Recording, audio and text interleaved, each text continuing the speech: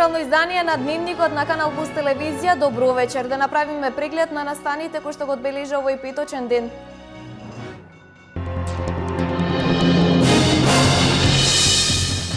Собранието на Република Македонија попладнево ја избра преудната влада, која треба да ги спроведе предвремените парламентарни избори на 11 декември.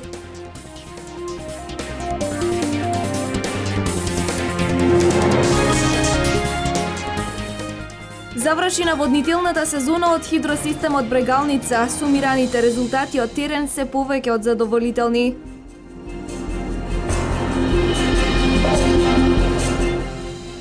Честите поплави при поројните дождови што се случуваа во село Видовиште ќе бидат надминати. Започна реализацијата на проектот регулација и уредување на коритото на река Видовишка.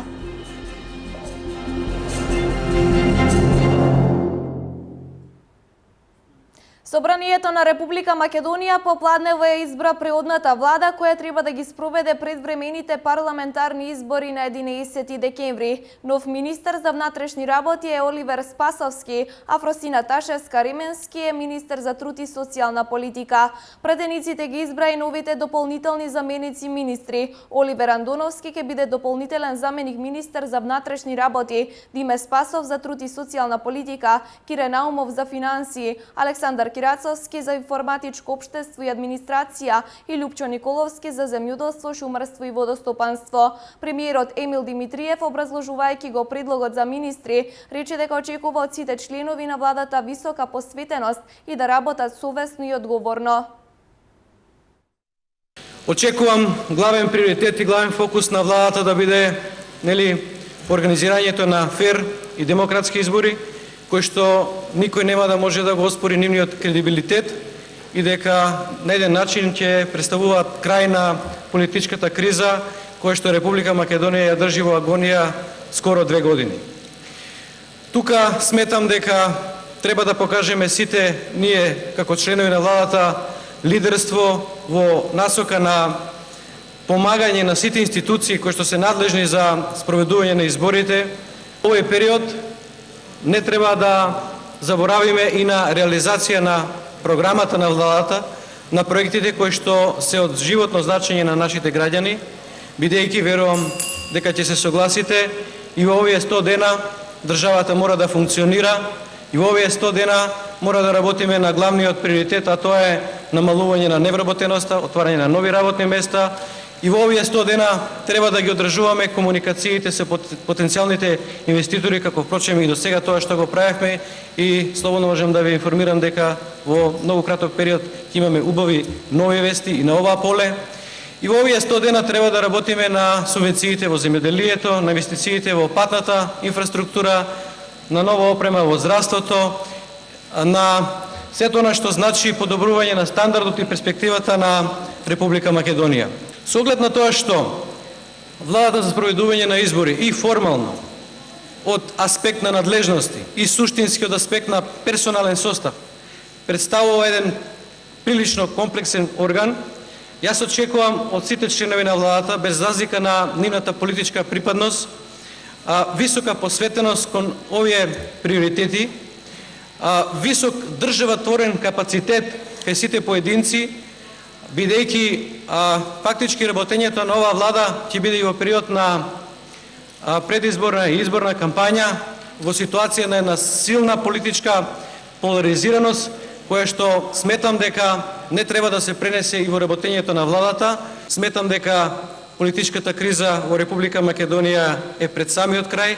Убеден сум дека организирањето на изборите и формирање на нова политичка влада ќе значи и нова перспектива за граѓаните на Република Македонија. Петта година поред како основните и средните училишта имаат законска обврска да спроведуваат советувања за родителите и учениците кои имаат несоодветно и асоцијално однесување на училиште, не посетуваат редовно настава или не имаат намален успех во учењето. За овој проект кој се спроведува 5 години законски се врзани стручните психолошко-педагошки служби. Заменик министерот за образование и наука Спиро Ристовски денеска на пресконференција рече дека во периодот откако е е воведен проектот, реализирани се речиси 70.000 советувања, од кои над половината се советувања на родителите на средношколци, а истите ќе продолжат и во текот на оваа нова учебна година. Како влада и министерство ги зајакнавме училишните психолошко-педагошки служби како директно задолжителни за спроведување на овој процес. Имено во изминатите 3 години ангажиравме 105 психолози и 13 педагози во училиштата, каде претходно не беа ангажирани или пак нивниот број не беше соодветен на бројот на учениците. А во оваа прилика би сакал да истакнам дека стручните служби ги зајакнуваме и од еден друг аспект, односно преку ангажирање на училишните дефектолози. Онаму каде што недостасуваа и каде што имавме поднесено барање од матичното училиште, со цел да се излезе во пресред на учениците кои имаат известни посебни образовни потреби. Врз основа на направените анализи и согласно нашите најави, некаде на почетокот на новата учебна година, во македонскиот образовен систем ќе се заокружи процесот на ангажирање на вкупно 131 дефектолог. На моје лично задоволство, до почетокот на оваа учебна година, веќе се ангажирани од тие 131, веќе се ангажирани 75 дефектолози, од кои 55 во основните и 20 во средните училишта.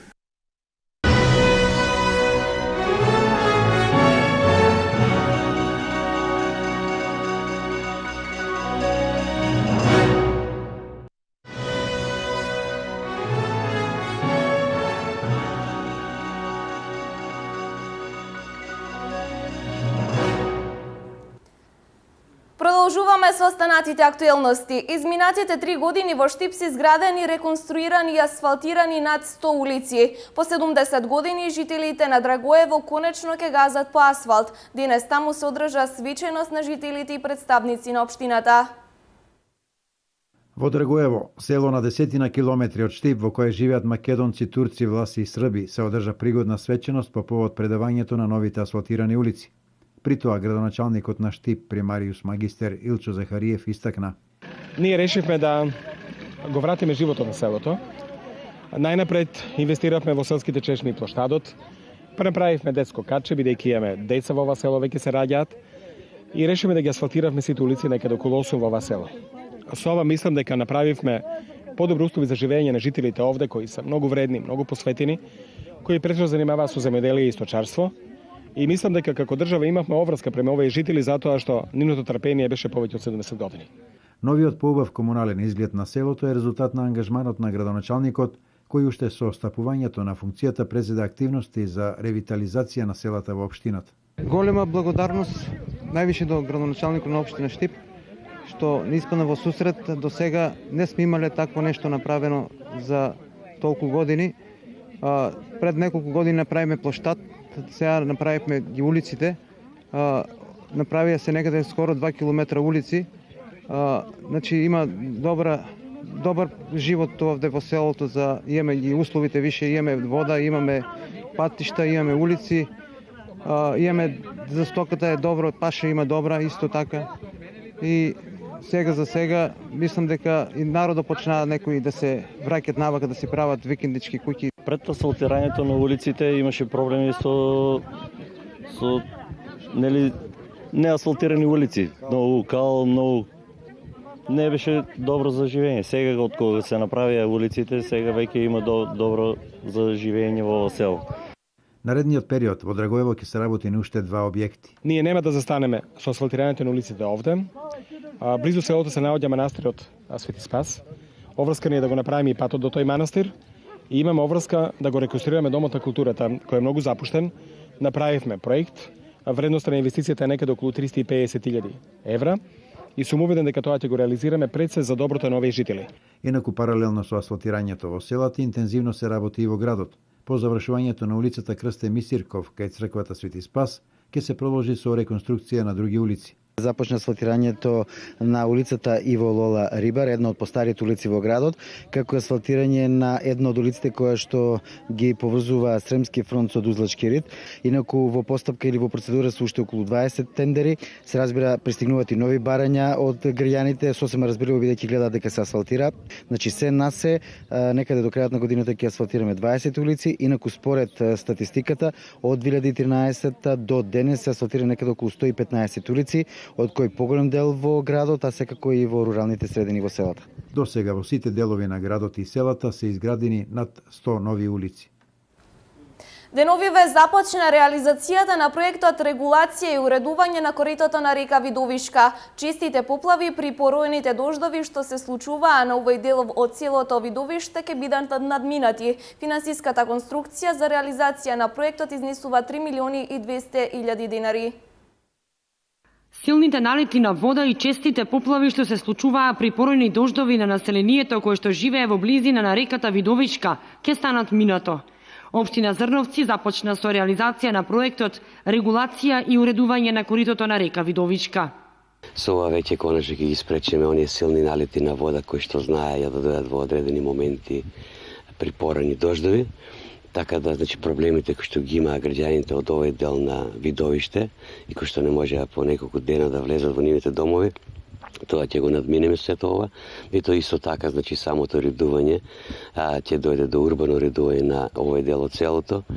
Со сето тоа, значи, планираме и изградба на една улица покрај самата река. Финансиската конструкција за реализација на проектот изнесува 3.200.000 денари, средства обезбедени од Министерството за животна средина и просторно планирање. Фирмата која што е избрана да работи на овој проект е Имако од Гостивар.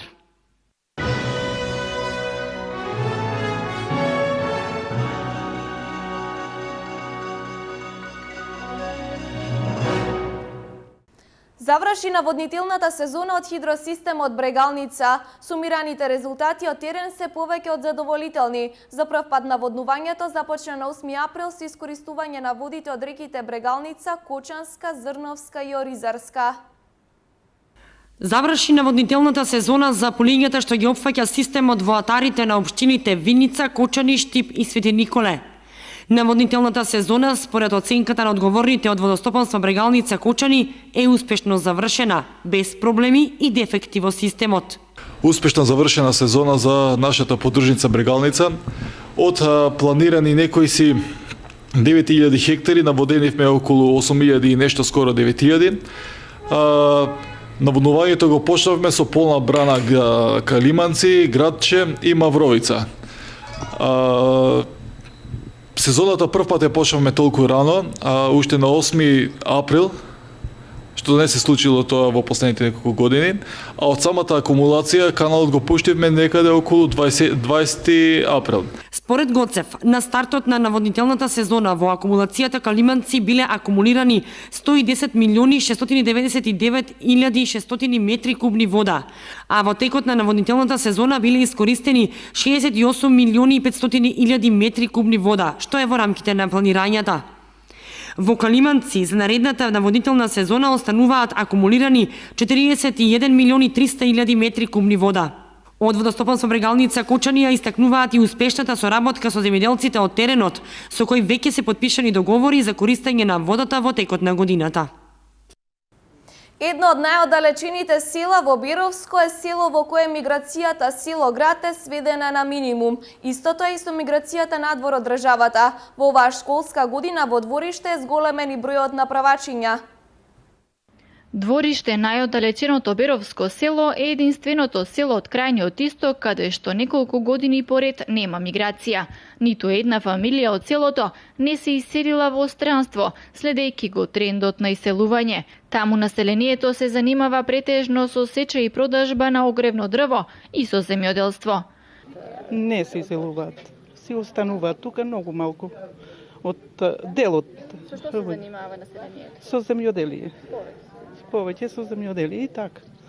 Другата позитивна работа во село Двориште е зголемување на наталитетот. Од година в година се повеќе правачиња се запишуваат во подрачното училиште. Јас како наставник овде во ова село работам 28 години. Значи, во последните години гледаме дека ни се зголемува бројот на правачињата, като имаме веќе во секоја куќа по 3 дечиња, негде и 4. И ние сме доста воодушевени на нашето население, што навистина не се иселуваат од овде, ќе можеме да го одржиме селото колку толку во некоја добра положба, да може да заживее отие навистина. Жално ова убава прекрасна природа да остане ненаселена, запустена. За наредната имаме 15 правачиња. Сега ни се 8, за наредната имаме 15, така ни се зголемува бројот. Ние би сакали да апел да овде на ова рурално место да имаме и како една забавишна градинка, затоа што овде луѓето се повеќе вака селото од разбиен тип, луѓето се повеќе земјоделци.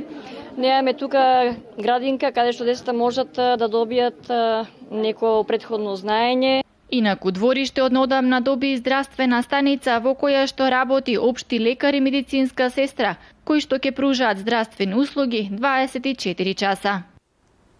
Во продолжение информација од Крими билтенот на СВР Штип. Вчера околу 20 часот и 25 минути на патниот премин преку железничка пруга Кочани-Скопје на локалниот пат село Ерџелија, село Кадрифаково се случи железничка несреќа во која моторна гарнитура собственост на македонски железници удри во патничко моторно возило Голф со штипски регистарски ознаки, управувано од 40 годишниот ДГ од Штип. Во незгодата со тешка телесна повреда се здобил 40 годишниот возач кој со возило на итна медицинска помош бил принесен во клиничка болница Штип.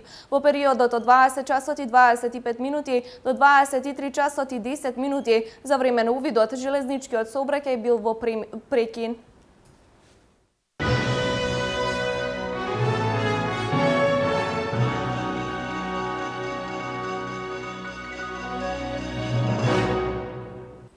Иако започнаа подготовките за зимница, топлото време се уште причина побарувачката за овие производи на градскиот пазар во Штип да биде намалена. Еве што забележа нашата камера на денешниот пазарен ден во Штип.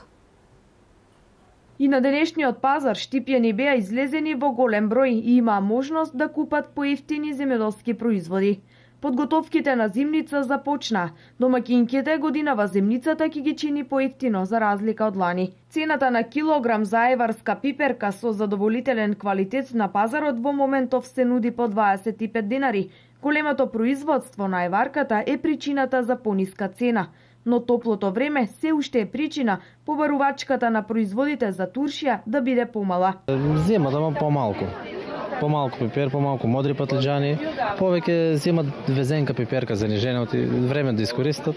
Ова е прва лига, некој јапонско семе зимаме го, ама благ, не горче, а расте многу едър. Пиперо е варски 25 динара го даваме, модри од 20 динара парче или 10 динара кило. Модри, везенката 50 динара. Патлиџаните сега моментално, още не е толку. Краставички трошиме, тиквичката трошиме. И патлиџаните веќе доста се трошат тие. Тие се потекло од Холандија и едино ние ги продаваме у пазарот. По 10 динара парче. Феронките е слабо още. 2 кила за 50 трошиме, рано още, не зимат многу. Надаме дека ќе почне пазарот наредни. Мислам поактивни да бидат, да се троше повеќе за туршија, за утеглички да стават. Освен зеленчук за зимница, граѓаните купуваа и овошје. Производството е наше, тоа е Викторија, тоа е Мишел. Вие се трпезни сорти на грозје, повеќе се барани на пазарот и тоа. Цените се реални, за нас се скапи, но за производителите ефтини. Годинава ќе направиме повеќе зимница, велат потрошувачите. Дали започнате да ја подготвувате зимница? Уште не. Уште не сме, ама треба веќе. Време е. Скапо ли ви е за зимница? Средно, да кажем. За некој скапо, за некој ефтино. И така, за купувачот скапо, за продавачот ефтино секој пат. Еве пиперот ефтин ли е сега, за разлика од минатите години? Добро е. Поевтини од лани. Поевтини од лани беше поскап пипер. Ајвер правиме, лутица си правиме си туршија си ставаме, зелка си ставаме, туршија. Се. Што ни е потребно, патлиџани си ставаме. На градскиот пазар во Штип денес најмногу се бараше мудар патлиџан, корнишони, моркови, пипер, смоква и грозје. Штипскиот народен театар в недела премиерно ќе изведе представата На дното по текст на Максим Горки. Актерската екипа и режисерот Дејан Пројковски најавуваат театарско доживување по многу нешта поинакво од класичните театарски представи. В недела во 20 часот под големата сцена на Домот на културата Ацо Шопов во Штип премиерно ќе се игра представата На дното по текст на Максим Горки. Се работи за представа која режисерот Дејан Пројковски ја дефинира како актерска лабораторија со радикален пристап во актерската игра. Во најава е представа која во многу нешта ќе ја смени перцепцијата за театарот на овие простори, како според актерскиот перформанс, така и за сценскиот амбиент кој буквално се случува на дното. Дното е всушност една метафора, би рекол, за луѓето кои што ја губат вербата во себе од една страна, од друга страна, за истите тие луѓе кои што не сакаат да застанат пред огледалото за да го погледнат своето лице и всушност играјќи во овој сценски простор каде што нема ништо, нивниот свет, нивните соништа се градат од ништото. Самата вода во представата е, би рекол, една метафора, започнувајќи од калта, од тињата, каде што се тие заглавени.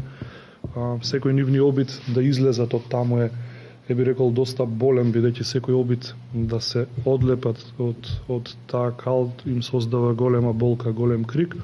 Процесот на создавање на оваа представа режисерот ја споредува како скок со падобран кој се отвора непосредно пред слетување на земјата. Со крајна неизвестност за конечниот театарски производ, актерите од Штипскиот заедно со колегите од други театри подготвија представа со која публиката лесно може да се идентификува, бидејќи е реална и исто како и во животот ги пласира амплитудните чувства кои безретни се случуваат секојдневно од најдлабока тага до најголема радост. Станува збор, би рекол, буквално за една представа која што е еден вид на театарска лабораторија според мене на тема актерска игра во определен простор, определена тема, но се занимава и самата представа. Представата На дното ќе се игра во досега неафирмиран театарски простор под големата сцена на Домот на културата Ацо Шопов, каде има место за 120 гледачи. Втората премиера е во понеделник во 21 часот.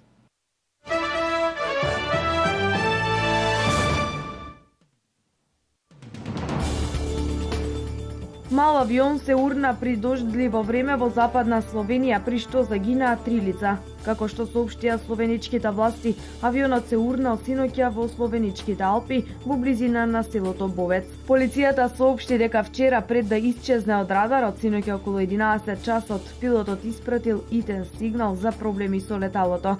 Тројцата загинати патници се словенци. 2 бомби експлодираа денеска пред зградата на судот во градот Мардан во провинцијата Хајбер во северозападен Пакистан, при што се убиени 12 луѓе, а ранети најмалку 52, соопшти локалните власти. Неколку часа пред тоа екстремисти од фракцијата на пакистанските талибанци извршија напад врз христијански кварт во провинцијата. Жртвите на двојниот бомбашки напад спротив судот се адвокати, полицајци и цивили. За сега никој не презеде одговорност за најновите напади. Во Турција е формирана Османлиска партија која ќе биде 91-та политичка сила во земјата, информираа весниците Милиет и Хуриет. Грбот на новата партија е на црвена основа со истакната бела полумесечина, над кој се напишани арапските букви Елиф и Вав, а паролата на новата партија е Турција лидер. Председателот на партијата Ибрахим Јуние објави дека неговата политичка формација во краток рок ќе изгради партиската структура низ цела земја и јасно порача дека целта е да учествуваат на избори. Јуние исто така кажа дека Османлиската партија ќе ја промени политиката во Турција и дека веќе никогаш ништо нема да биде како порано. Тој ја информираше јавноста дека во следните неколку дена раководството на партијата ќе се собере на советување и обука, пошто ќе информира за своите идни проекти.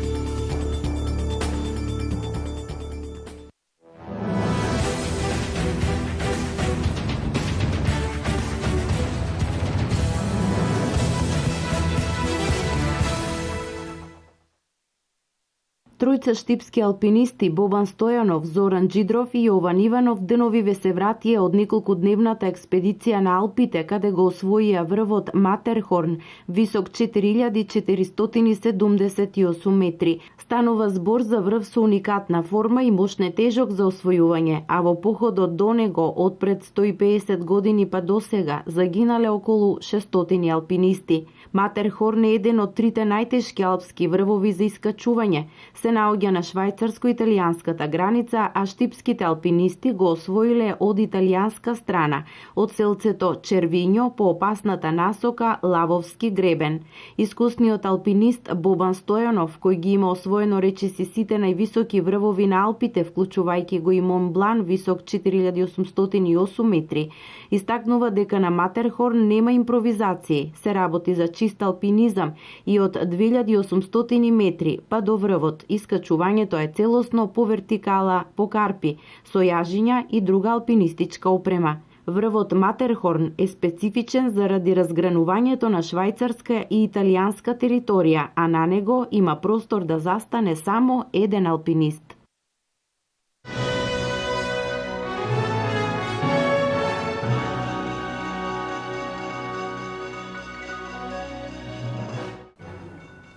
Ова беа сите вести предвидени за ова второ издание на Дневникот на Канал Плюс телевизија за денес. Довидување до 23 часот.